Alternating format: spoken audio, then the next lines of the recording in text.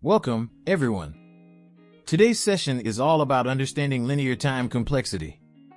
We'll introduce the concept of algorithm complexity with a focus on linear time complexity, often represented as O(n).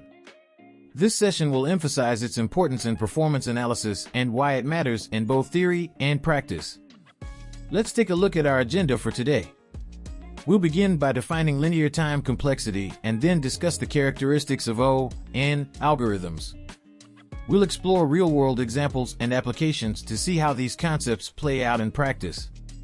A visual demonstration will help illustrate the idea, and finally, we'll wrap up with some key takeaways and a summary. To start, let's define linear time complexity. An algorithm is said to have linear time complexity when its running time increases linearly with the size of the input data. We denote this as O(n), where n represents the number of items in the input. In simple terms, doubling the input size will roughly double the execution time. Next, we explore the characteristics of O(n) algorithms. These algorithms usually involve simple iteration, meaning they loop through each element exactly once. Their performance is predictable, making it easy to estimate how the algorithm will scale with increased input sizes. Although linear time algorithms might not always be the fastest, they provide a balanced trade-off with clear and consistent performance metrics compared to more complex alternatives. Let's look at some real-world examples of linear time complexity. A classic example is the linear search algorithm used to locate an element in an unsorted list.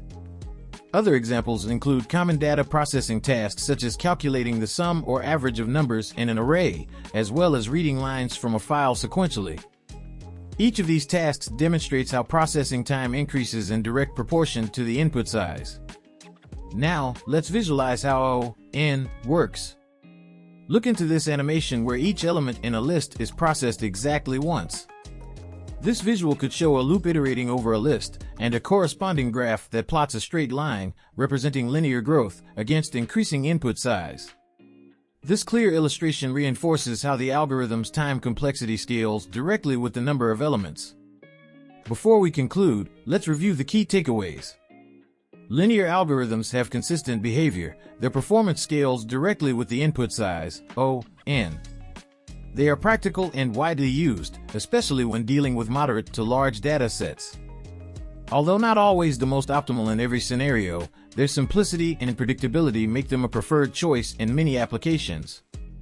As a next step, it's beneficial to compare linear time complexity with other complexities like logarithmic or quadratic to better understand performance trade-offs.